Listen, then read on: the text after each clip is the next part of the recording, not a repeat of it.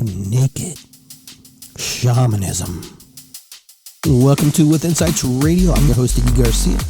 I will take you on a journey across the universe through shamanism, metaphysical, and holistic. So sit back and relax and enjoy the show. All right. Welcome to Iggy Garcia Live. It's good to be here. Episode 134, which has no title, no guest, just you. And so we're going to talk a little bit in Iggy's world and what's happening. I hope you can join me for next 45 minutes or so, hour, depending how long we go. So I want to start off, like I always do, is giving the ancestors for guiding us to this place.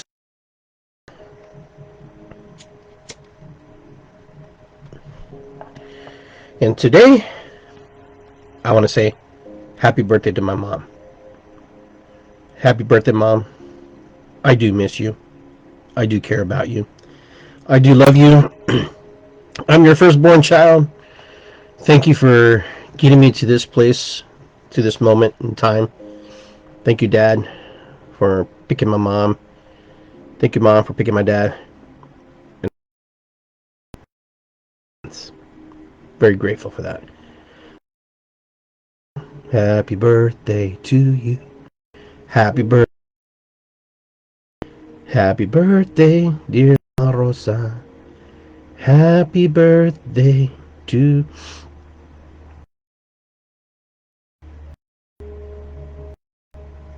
Happy birthday, Mom. So we'll keep this candle lit during the show, and like we always do. Sammy, how you doing, brother? I see you there. Glad you can join us.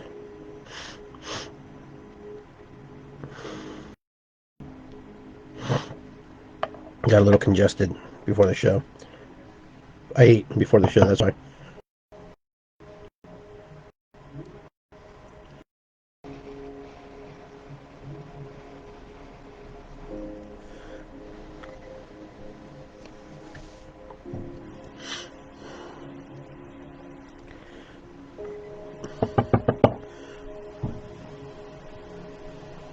There we go.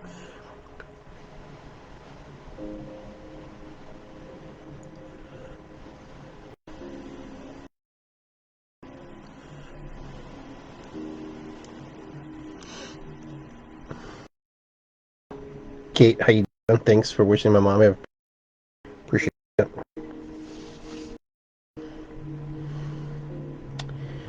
Alright, so we'll let that burn during the show. Put it over here so it doesn't interfere with us. So today, my mom's birthday. Pretty amazing that the 3 years have gone by. Isn't that crazy? How time flies, and people that you are so accustomed to being with you. It's just not hard to believe. But I still feel her presence. I still can smell her cologne that she wears. We call it cologne. In Spanish, colonia, perfume. But she always wear the agua florida, which is the Florida water. She'd always wear that. It was always nice to smell that and walk into her house and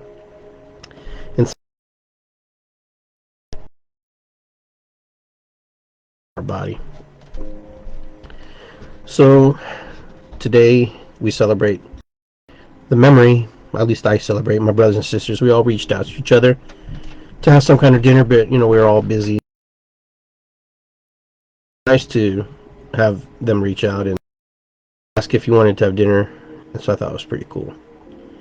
So, because sometimes you fall away from people that you love and you care about, and that's kind of what's happened to us as we grown older.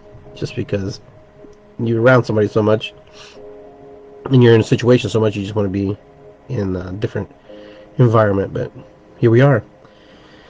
It's good to be able to share the feelings and thoughts. I hope that some of you have been able to path as I journey on this journey of on my Lent journal.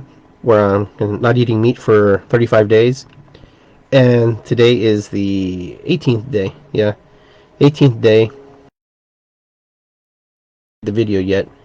Just had my stuffed mushrooms and my salad, and we'll see how it goes from there. But it's been interesting. It's been interesting to watch my progression in my own eyes as I play back the videos. Like on let's say on Instagram, it plays the first one, then it goes progresses backwards. So as I because they're not that long, except all of them, and it's interesting to watch in just a short period of time how much your energy has changed, the color of your skin, dedication to doing it, which is I thought was really important. The part that you're actually dedicated to do that, and so that was exciting to me. That was really exciting to me. And it's not as hard as you think it is. You just have to make it a game. You have to make it fun. You have to make it real.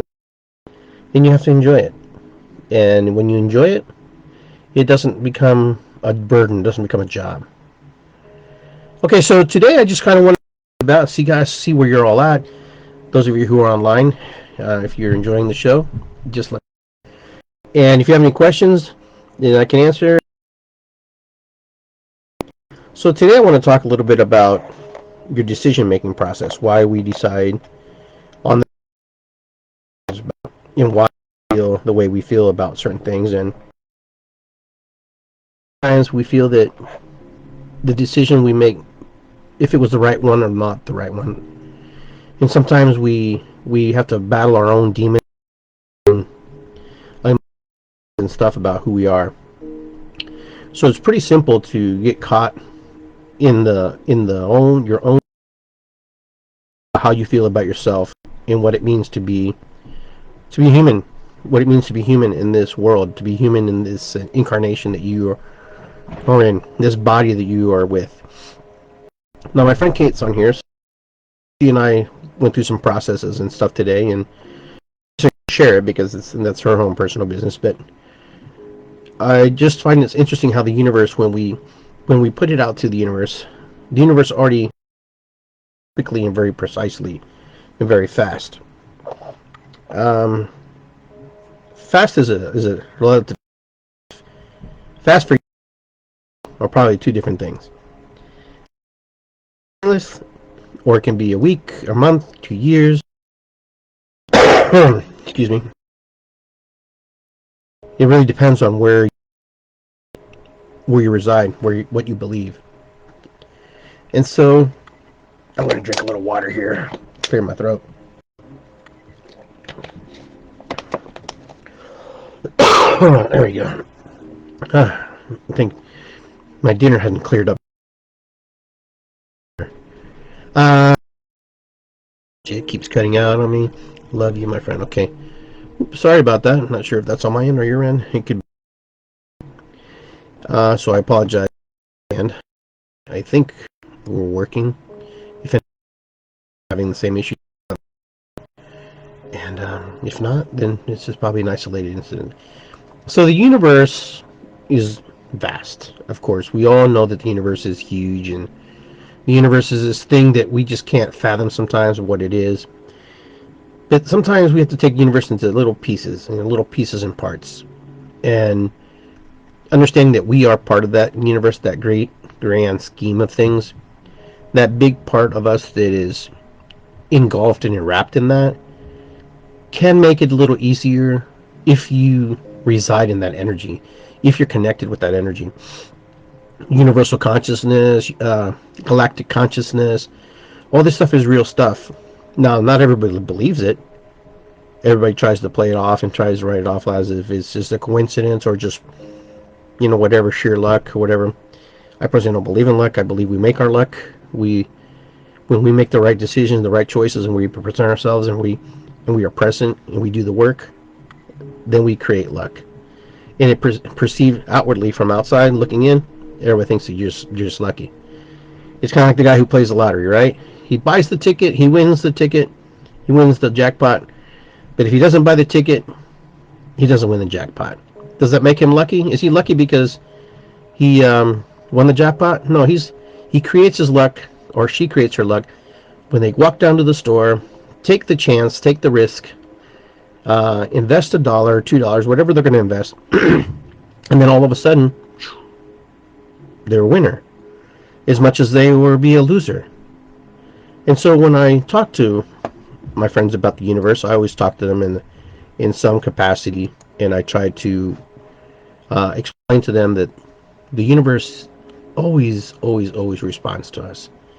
It may not respond to us in the capacity that we want it to, and the way we expect it to. The whole part of the fun. That's the whole part of the game. You know, the whole part of the being part of this this universe that we can't really see, in the sense picture here, and it's really difficult for me for some reason. We try a picture of what the universe would look like and what it would present itself like. But the universe is so big, it's like an ant walking down Manhattan, New York, Manhattan, and looking just straight ahead and trying to look up and not be able to see these buildings because they're so big.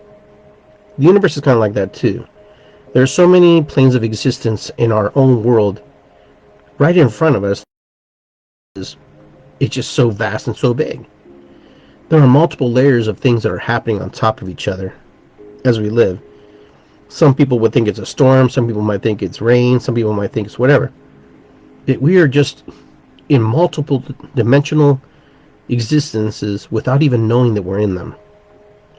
Because we're too busy and too focused being right here in this plane right here where we're at. So all we see and all we experience is this, which is whatever we create. And that's enough for some people. And then you get people like me who are curious and want to expand and want to go, I want to know what's out there. I had a friend send me today a message about how they're sending sperm samples to the moon, or they want to. They're projecting to do this. And I found it really interesting because, and then I shared it with everybody because, of course, that's kind of how I am. And then I started to think about biblical things like Noah's Ark, because they had mentioned the word ark, and how they were trying to create this like seed bank of sorts, like they do, and storing everything and keeping everything kept away. And so it was really, really cool to read this story and see where humanity wants to be. So the aha that I got, the universe being so big, and sometimes we only see what we see, was that we've been here before, that we've done this before, that for some reason we don't have enough history to be able to, interpret the knowledge or whatever. But I truly believe that humanity has been here much longer than we say it has. Homo sapiens just kind of appeared out of nowhere. And all of a sudden, boom, there they are. It's because I think that we've actually evolved, since time is an illusion. Can't think of time like we think of time on a watch. I think that things happen so simultaneously, and things are happening all the time that they never end, that we're already in the future, that we're already there, and that we're already creating, that we're already making. Why doesn't it affect us, and why don't we affect it? Because it's always evolving, always changing as we move. And as it exists, it has multiple existence, multiple versions of itself. So I live here today, and I do whatever I do affects what happens further down the line, and many possibilities if I take one road or this road or that road. And so when we ask the universe for something, we say, excuse me, wow, pardon me, we say to the universe, hey, I want a car, and the universe says yes. And I always use this example, and then I say, but I can't have a car. How am I going to get a car? And the universe says, yes, that is correct. You can't.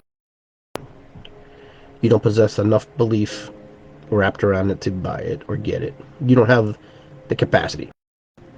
But if you have the capacity of creation and imagination, and you obtain the car you want, or the job, or whatever, I want this car, and then you all of a sudden you're like, and you'll do whatever. Your body, your mind will start working in the directions of going to what you want and what you're trying to achieve. Believe it or not, this is true. This has been proven. This has been shown. The opposite also occurs. So when one person is going forward, someone else is going backward, like going against the current. You know. So when we want to obtain something, be part of something, we will find any way to get there. Now there are people who start off really good with the great intentions to get where they want to be, and then the work gets hard, and the work gets draining, and the work gets excessive, and it's not fun anymore, and then they fall short. Because dream building is constant. Dream building is not about one moment in time. It's about many moments in time. Place where we want to be. That's why they always say dream big. Dream big, because if you dream big, then no one can take it from you. But your dream has to be so big that no matter what anybody says, it won't stop you from obtaining your goal and obtaining your dream. But why do people have a hard time dreaming? It's because no one's taught us to dream. The majority of you who listen to these shows or watch human development stuff, you're there because you probably didn't have a foundation of this. Now, I know my parents meant well, but they didn't really teach me the fundamentals of human development in the sense of how to get things. They just told me I had to work hard, save my money, and just do it again. Work hard, save my money, do it again. It works to some degree. That formula only goes so far. Like, my dad wouldn't invest in the stock market. He totally disagreed with it. He didn't like it. He said it's like gambling, and it is. You're taking a risk, you're taking chances, with your money or other people's money, and it may not pan out for you.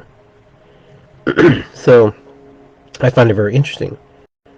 But on the other token, my dad was a real estate investor. He would invest in real property, things that he can tangibly touch, things he can see, things that he can actually have control over. The building, the paint, the doors, anything that wasn't. So he was really good about that. He was really good at that.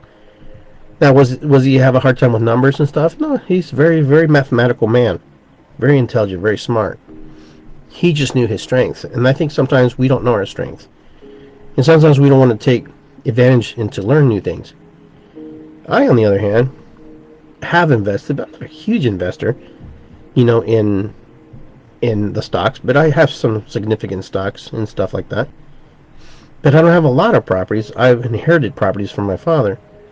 And a lot of it, I didn't want to get into the property management business of owning the properties because I didn't really want to deal with the headaches and with the people and the stuff. So you find and you work from your strengths. But I will service and I will work and I will power wash, I will mow, whatever it takes, someone's property, because that's just what I used to do for a living. And so now here, working on human development, working with people, skills, trying to help people find their way has been a big, huge calling for mine. To help others find their way. To help others know that you can do it. To help others say, hey, if Iggy can do it, I can do it. Because most of us just think of ourselves as normal, nothing special.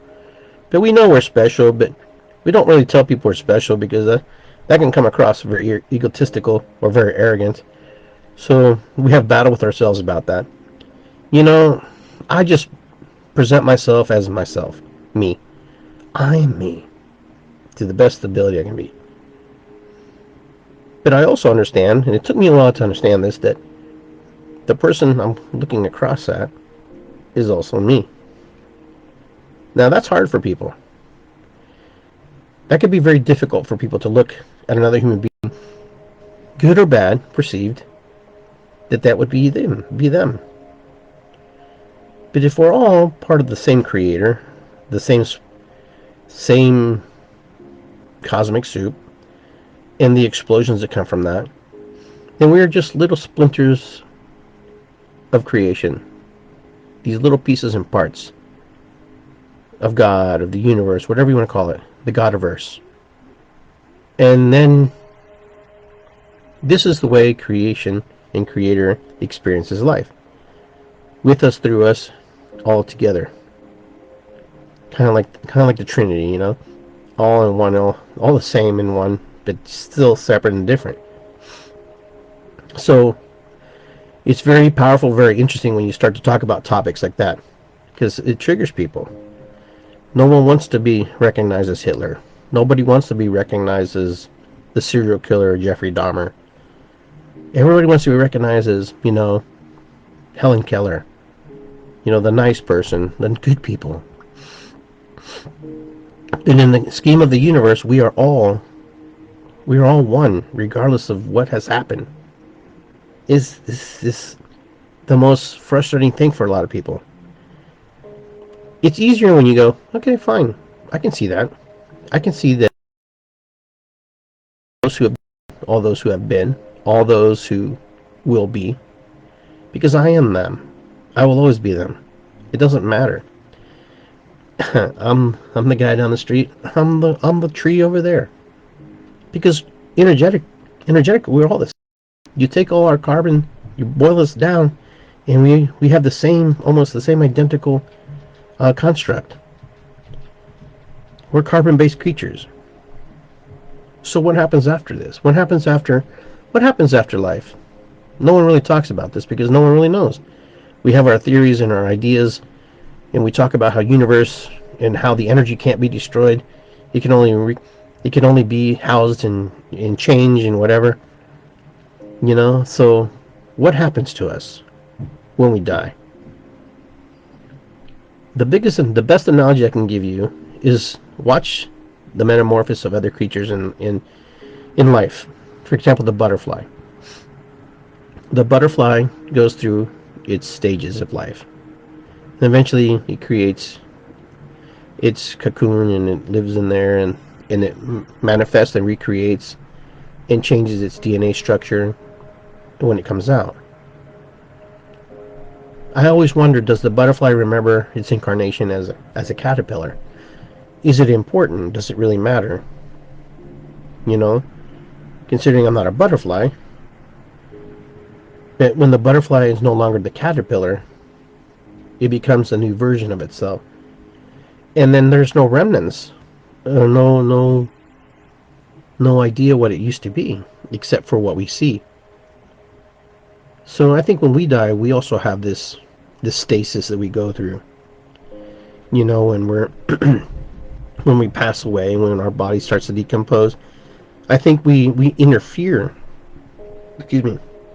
with some natural processes about how we are supposed to down and change. Now our energy in our body may move away from us, but I think there's a part of us that changes as well. Yes, the skeleton and everything is left behind, but I think since we're energetic beings, we're universal energy, then when we leave our body, we become this new version of ourselves, this new incarnation, because energy can't be destroyed.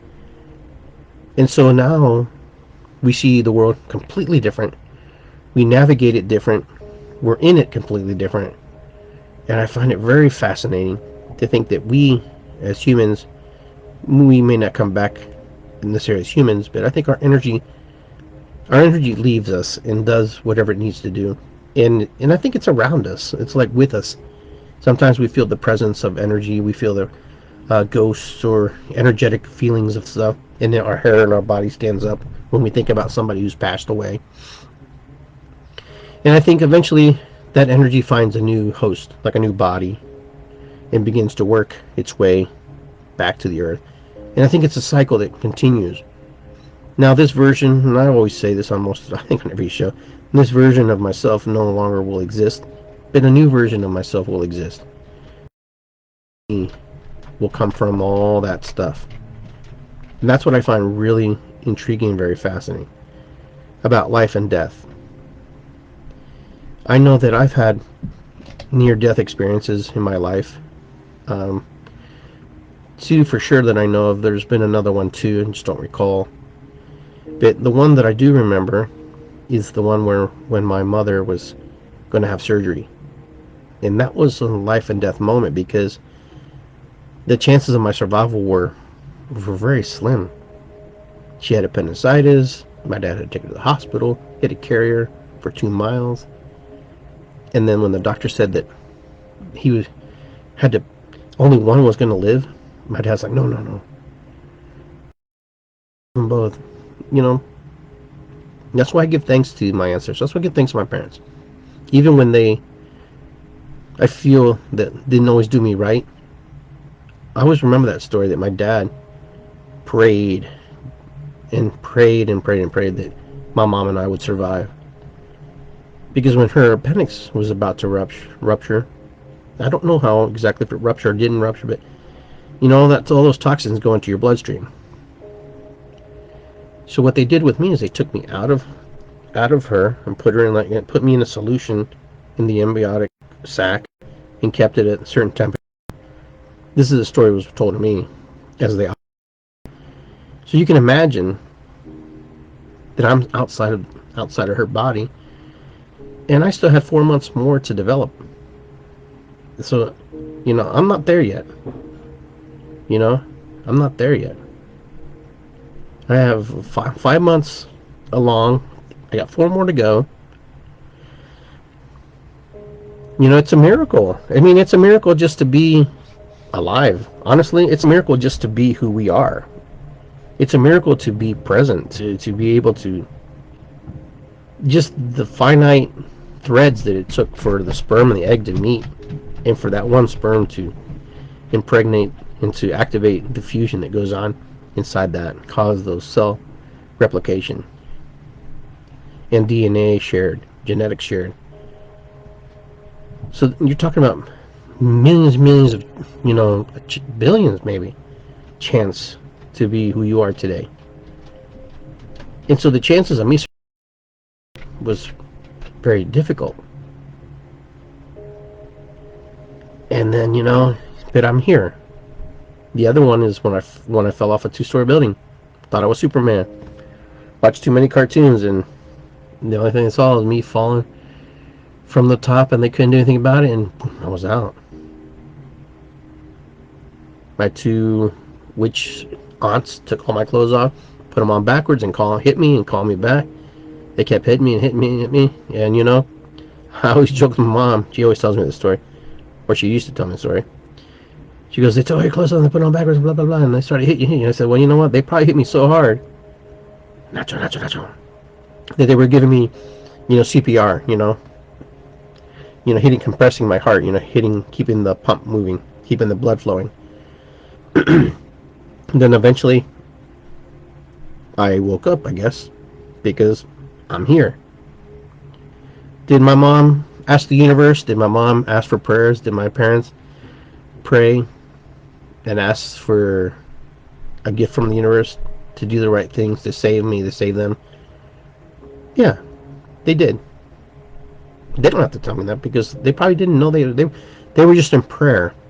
Save my son, save my, because they're asking God, they're asking the universe, they're receiving. So we're here by thin threads sometimes, some of us are premature babies, some of us, are babies who are past their due date and they're in there too long, which can cause just as many problems. So the universe does respond, and I do believe that the universe is always listening to us.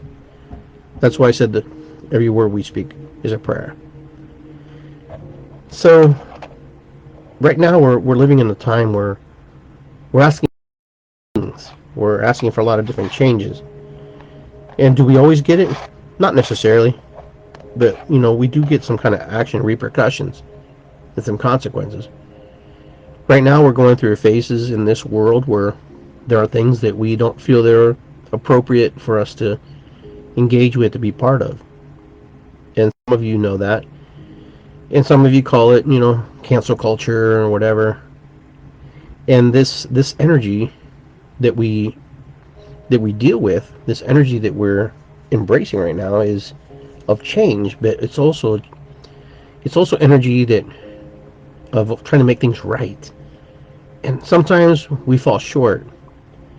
It's kind of like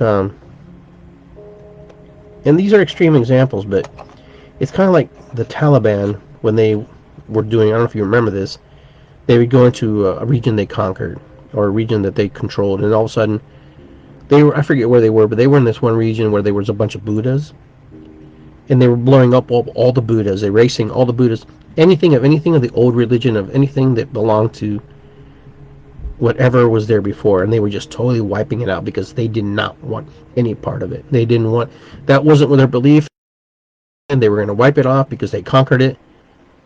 And so, you know, is that right? Is that wrong? In the eyes of whoever created that, they had their visions and their ideas of what they wanted. And then we have this new group who controls history because they won. And so now we have these things in modern time, and this just happened in modern times. But also in biblical times, we had a lot of historical documents like the Bible, a lot of different things. Disagree with me, but that's okay. That's part of being human. That's part of being in the flow and doing the work that you do. You're going to be challenged. You should be challenged. And so now we come into this place where we think something is bad because it portrays an image of wrongness. But sometimes there's lessons to be learned by watching what we're looking at. Okay, so it can be very extreme. It can be very dark. But we learn from that when we learn what's good and what's not good. Now, some people say, oh, you're bothered by cartoon. Okay, but for some people, the cartoon means something. And it's also something that kids watch. It's also something that our brain processes. So a lot of people get triggered by it. Now, me as a kid, I may have been triggered by it. I may have been learned something from it. But I also looked at it as entertainment. It wasn't just fun. The aspect of making fun of somebody, that's not fun. That's not good. Because we, as human beings here in this country, or this first world, that's the word I'm looking. First world people, I guess is the way I want to look at it. We think that we have to do better, and we should. But I guess we have to also know where the line is. Where should we stop? And some people say corporations are doing it, that they're in control of it. Yes and no. But there's also a voice behind that also activates and goes to the corporate and say, hey, we don't like this anymore because blah blah blah. There's so much that's going on right now about erasing, changing, turning off, not producing, not creating anymore. These things legitimately don't need to be made anymore because they don't serve us in this time. There's no reason for us to do certain things. Now, the thing is, when we create, where's the line for it to being art, and where is it the line for it to being political? Because art is politics and politics is art. It all kind of plays into itself. It all kind of melds in. And so, like for Gonzalez thing they were talking about, how Speedy Gonzalez was offensive. But I'm Latino, it doesn't offend me, and many of my Latin friends are kind of laughing about it. And they think it's funny, because most people know that Mexicans aren't like that, okay? And most people know that a lot of people don't behave like that. But it's funny because that's kind of how the world sometimes sees us, even though it's right or wrong. I have a video online where they had some Chicanos laughing about it. They're like, oh, I didn't know. Yeah, they got the drinking down part, pretty right. It was just funny, You have to find the humor in these things. We can't take ourselves so serious sometimes. Even Dr. Seuss, they had 6 books. I don't think they even really published them to begin with. But it tricked somebody off, and somebody wanted to see those books no longer, and it's done. And I went on this, posting of let's ask the cat in the hat, Because I also want people to think, are we just going to always turn something off, and are we always going to just throw it away because it doesn't serve us, or because it's wrong? So most of you know I also posted this version about Star Wars, where Luke Skywalker and Ben Kenobi are in Ben's house. Excuse me.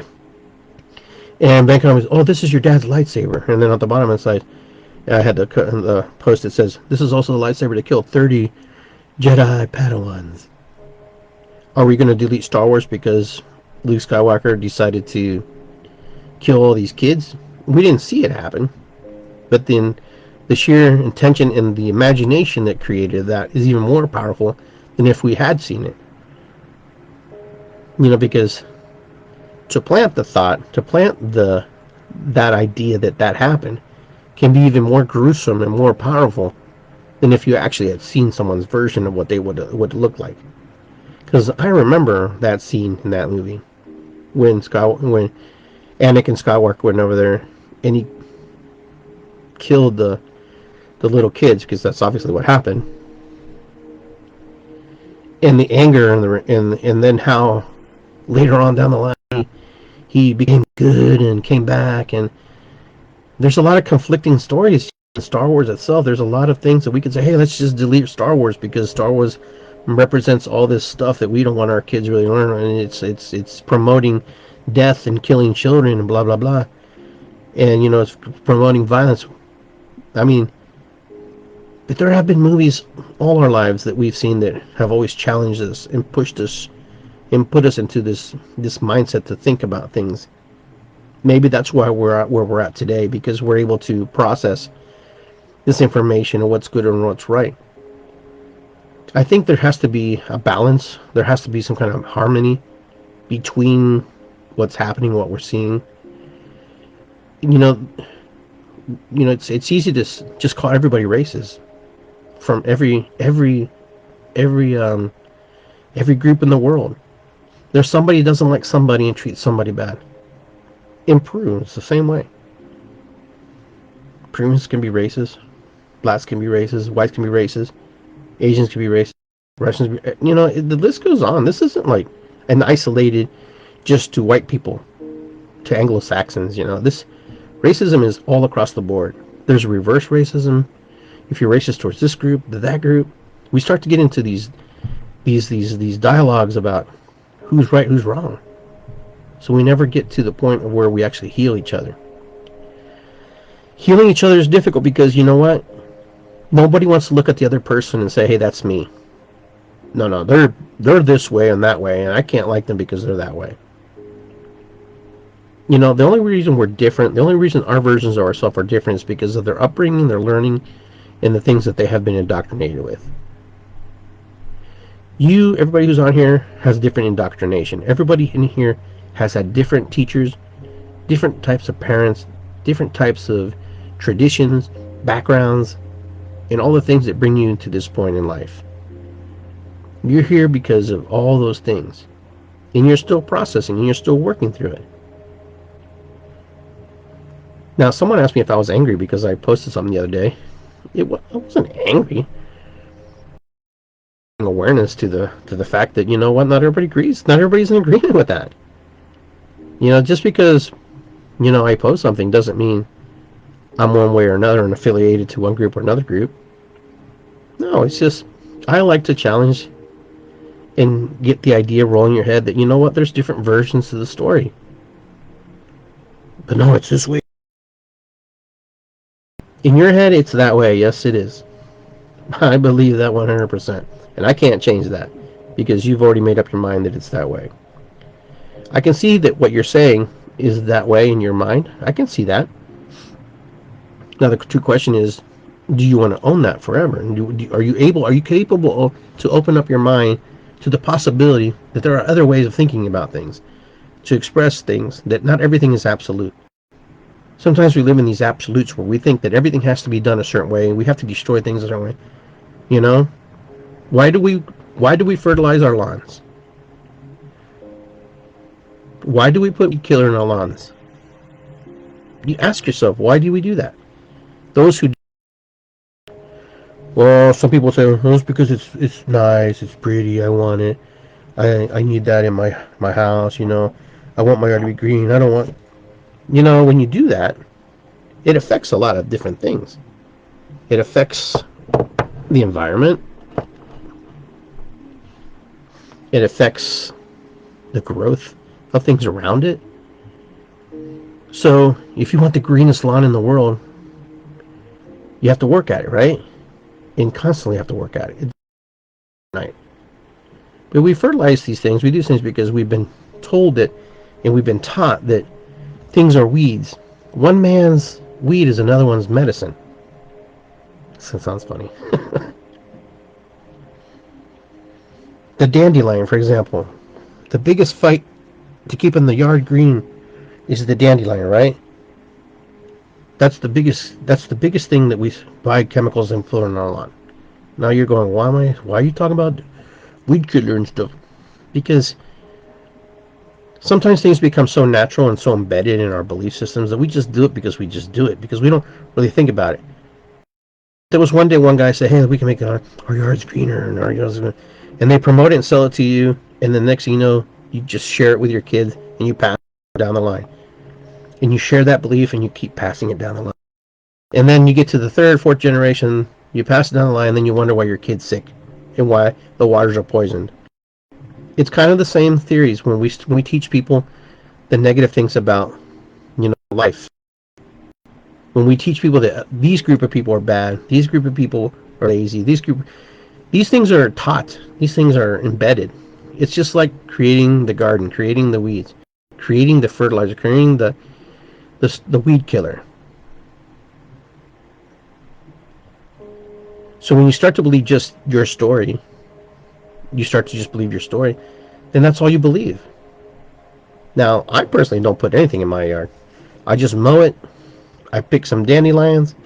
I had to wait maybe a good 3 or 4 cycle before I pick anything, because my father-in-law used to put, you know, what is it, like weed killer stuff to kill the dandelions, because that's what he knew, you know. But in the medicine, your medicine's in your yard, the medicine's in the earth. When we stifle the earth and we poison the earth, we're really just poisoning ourselves. And we do this all over. Now we're in a pandemic where man has lost the ability to live side by side with nature. And now nature has become the dominant species for a moment, which is the virus.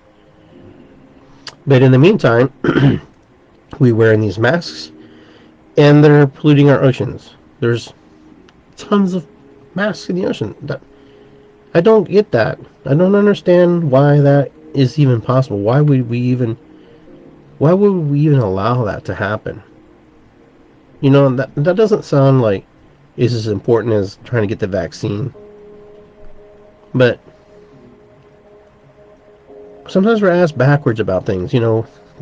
The out of balance thing is what I'm talking about, the harmony. This is my point about tonight. Is that we work so hard to keep ourselves alive, that we work so hard to defeat ourselves because we're not in harmony and balance with nature. When there's a whole island of plastic out in the Pacific Ocean, huge, not little, it's pretty big and pretty significant. Now we're going to have another island of mask out there because we're out of balance, not of sync. We have lost the ability to connect with Mother Earth, to live with her, to be part of her, and to embrace her, because we're so into ourselves as human beings. Our lives are so important that we have to just do this. Oh, I have to do this. I have to do this. You know? I mean, I've seen people, and I've thrown things back at people. I've seen people throw paper, like bags of food, out of their car going through the drive-thru because there's not a trash can there. And you know what? And I picked that up, and I've thrown it back in their car, and we almost went fisticuffs with that, you know? But the point is, you know, we dump our crap on people, and then we expect them to clean it up for us. No. Take care of your crap. Take care of your home. Take care of your business. Take care of yourself. Stop crapping on everybody because you don't like something or because you think someone else is going to clean it up for you. Humanity is so out of touch with humanity.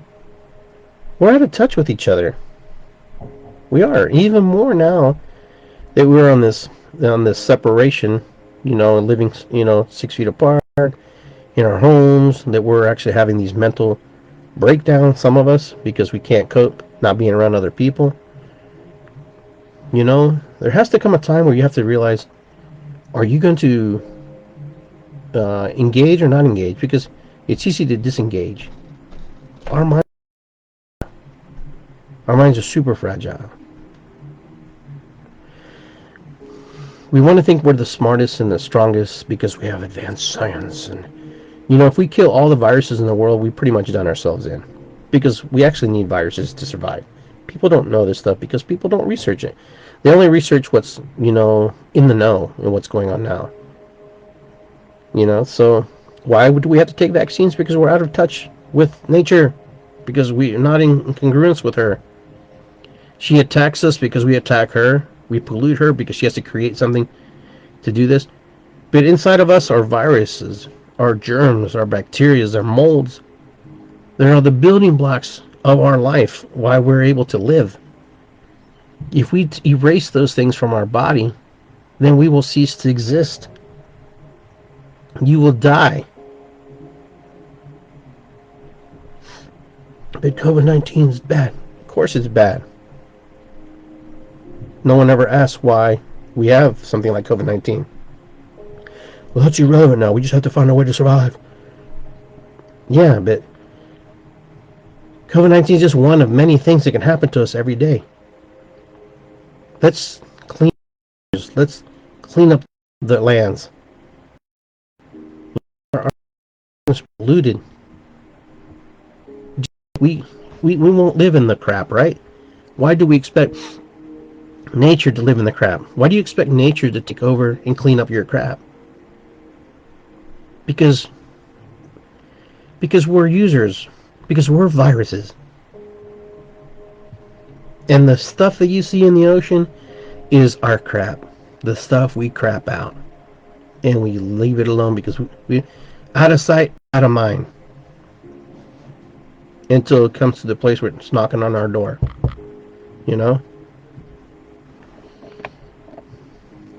So how do you bring this world into harmony? How do you bring this world into balance? First of all, you have to want to bring it into balance. Number two, you want to have to work with it. It can't be about money. It can't be about how am I going to profit off this. How do you feed the world? There should not be starving children in the world. No, there should not be starving children in the world. There should be nowhere where people are suffering.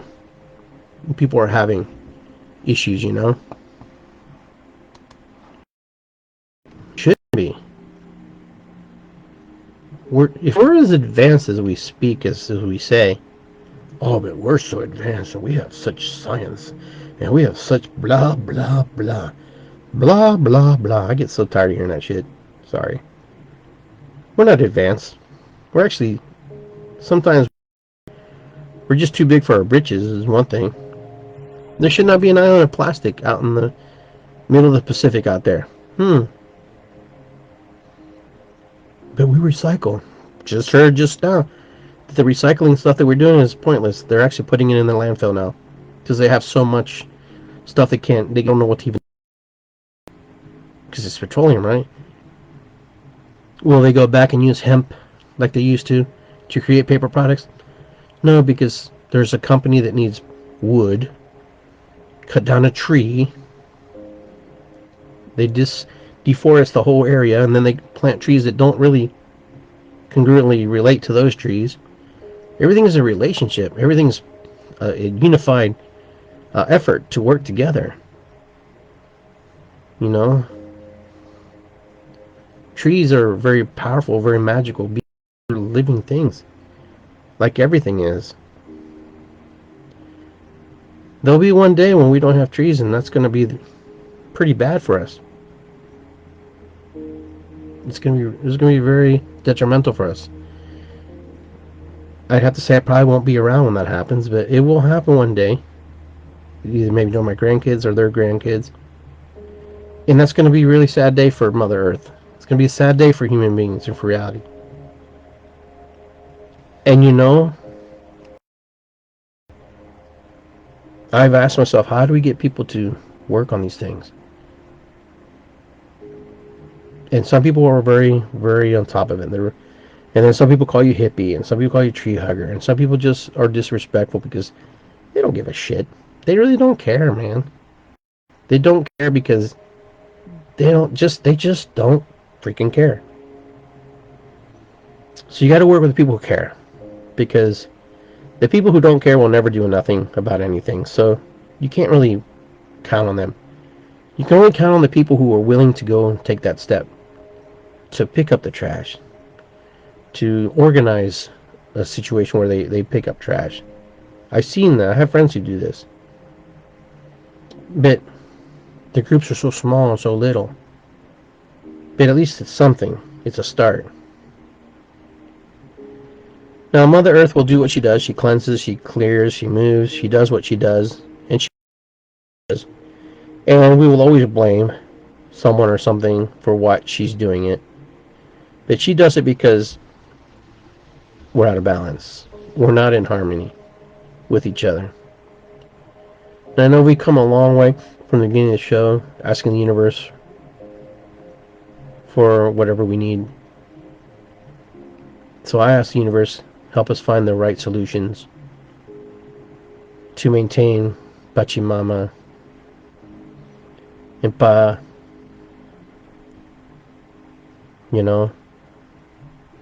help us to find the solutions to keep this earth to the best of our ability, to keep it clean, to keep it safe, not to rape it, not to abuse it like we do. It's a task. It's not daunting, it's just a task, like any task. It will take us to do it. The minority groups, the small groups, will always be the ones that push these agendas forward, and hopefully it creates a movement. Where people get on board and do something about it. So if you want to see changes in your life, you want to see things happen, then be the change, like they say. Be the change that you want to see in the world. You've heard that 1,000 times. The biggest question is, sometimes we're not focused enough to know what that is. But be the change you want to see. Because you only have one incarnation as yourself until you come back into another version of yourself, or decide not to come back. Until then, you have a lot of work to do. I have a lot of work to do. You have a lot of work to do. Let's make this a better place for everybody. For those of us living here now, and those of us living in the future. Will it be easy? Yes. Will it be hard? Yes. Will we get it done in a lifetime? Yes. Will we miss out on some things? Yes. Will things be better? Yes. Will we have some struggles? Yes.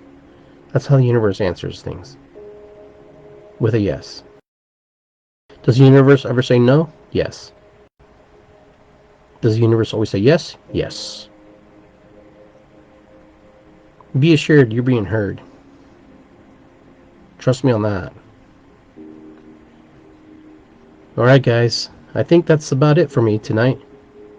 I think I shared what was on my heart, what was in my soul tonight, versus just trying to teach a process. The process is just learning how to be in communion with your life, with nature, those that you know, those that you haven't met yet, those that you will meet, those that you've left with, those who are no longer in your life, those who choose to walk side by side with you, those who say goodbye to you. Everybody's here for a moment, for a season. Some of us stay for life, and some of us for only for a short period of time. But either way, just do the best you can with the information you have, and the tools you have, and the capacity you have to do that. And like I always say, it's good to be here. It really is good to be here. I don't know where else I wouldn't be right now. And like the indigenous people I would say, it's a good day to die. Meaning is I've done everything possible to make this the best version of my life that I have. Die, I'll be thankful and grateful. Matakuyasin, Namaste, Ho'oponopono. What is above is below. Irisikwi. With that, I'll say aho, and I'll see you guys Tuesday. And enjoy your weekend. Have a blast, have fun. Drum circle next week. Be posted. And with that, have a good evening. I'll talk to you guys soon. Peace and love. Kisses to everybody. Hugs. Winks. Fist pumps. Hugs. See you soon.